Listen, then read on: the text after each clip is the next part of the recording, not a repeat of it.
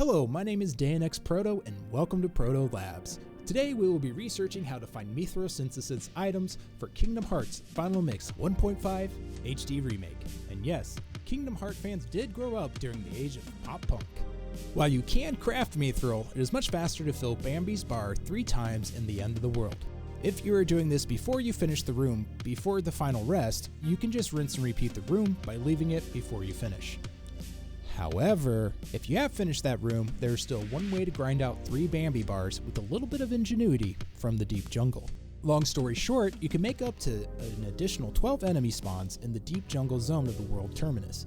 If you want to hear the full setup, let the video play. If you want to skip ahead to an example of how this is done, look down in the description. Comment if you are a full video watcher or a speedrun exemplar down below. First, we will need to travel to the end of the world and use the save point inside of the world terminus. From there, we can leave the mysterious book world and make our way back towards the deep jungle. Using the green orb in each area, the order is Neverland, Halloween, Atlantis, Agrabah, and finally the deep jungle. Now that we are in the right space, let's learn how we can manipulate the bouncy wilds into summoning more enemies for us and how Bambi works. Bambi itself costs 1 MP to use. Using both Donald and Goofy with the cheer ability will give you a longer time to complete this with, and each bar takes 6 enemies to defeat in order to fill it. Since we're going to need to do this 3 times to get a 30% chance for a Mythril to drop, that means we're going to have 18 enemies present to defeat. In addition to Donald and Goofy, what we're going to want to do is set up Sora in the best way possible to allow us the highest chance of doing this successfully. First, equip MP and magic enhancement items to Sora, both to his Keyblades and his equipment slots. When it comes to using magic, we want to make sure that we're using Blizzard, as it's able to do a shotgun effect and take out multiple enemies at once. And then lastly, once again, if you have not done it, make sure you give Goofy and Donald cheer. This will greatly help how long Bambi will stay out on the field. But day and next, I use a melee build. Get over it, switch your equipment out, it's okay. You can do this for a little bit, and then you can go back to beating them absolutely senseless with a Keyblade. That's fine. I use the Divine Rose all the time too. Actually, I use the Metal Chocobo because it's cool as hell. Alright, so now it's time to talk about the maps. The maps are, we have one wave with 6 power wilds, wave number 2 with 4 bouncy wilds, and wave number 3, you have 3 power wilds and 2 bouncy wilds. That makes for a total of 15 enemies, which is 3 short of what we need for 18 to make the third thing happen. That's okay though, because it was pointed out by a user on GameFAQs, Kaetomontre, about 10 years ago that bouncy wilds could summon power wilds sometimes. So what that means is that we can use the bouncy wilds to summon 4 more enemies to take our 15 total up to 18 or even 19.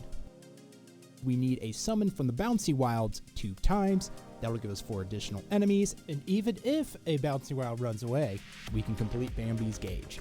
Oh yeah, the bouncy wilds will run away possibly. There are 2 animations for running away with the bouncy wilds. One of the animations will be them turning around and shaking their booty at you. Once they complete this cycle, they'll run away, so go ahead and take care of them. The other animation they'll use before they run away is they'll fall to their knees, make a scene, and then GTFO. Once again, take care of them before this finishes. There are a few summoning tips that we should go over before we take a look at the summoning animation. First, each bouncy wild can only summon 1 time per encounter. Since they can still run away after the summon, you want to make sure you take out that bouncy wild as soon as possible. Also, they can fail to summon. There's a chance that they just fail outright, but also it's noted that if 2 bouncy wilds are summoning at the same time, they tend to fail. The summoning animations have them putting their hands around their mouth and looking around for their buddies to come and thump you. It takes a pretty long time and they look around for a bit, so it's not too hard to miss if you're paying close attention. When a summon fails, they'll have question marks above their head. You can see on the right where 2 of them tried to summon at the same time and it failed, and on the left, it just outright failed. Go ahead and take them out as soon as you see those question marks. If you don't, they could run away and they won't count towards your Bambi. So the loot for this would be preset Bambi before you enter the world, so you can summon it quickly before Donald blasts anyone away with his magic. Enter the world, clear the first wave whatever way you see fit, and then wait for the summons to happen. quickly kill the summons twice with Blizzard, and if you've done it without anyone running away, you'll have just enough charge to fill your Bambi meter 3 times. Here's an example of the fight. First, clear out the wave any way that you see fit. Clearing out this first wave should net you the first charge. Next, you want to wait for them to summon and or try to run away and take care of them. I like to use this little pillar here to block their shots. See here that they're going to start summoning on the left over here. One of them failed in the back, so I take them out, and then I turn around and take out the 3 behind me. These other 2 started summoning, one of them failed again, and the other one succeeded, so I took them out. At this point, I now have enough taken care of, as long as the other 2 power wilds in this wave don't run away, that I can go ahead and fill up Bambi's gauge, but I wasn't doing a lot of math at this point in time and thinking about it, so you're going to see me run around, take these slingshots to the face, and make sure that they don't run away from me. And then they start to run away, so I take them both out, which leaves us with these last 2 power wilds. Take them out, get our 3rd charge, and unfortunately, the Mythril didn't drop for me, but this is how you make enough enemies for you to have 3 charges.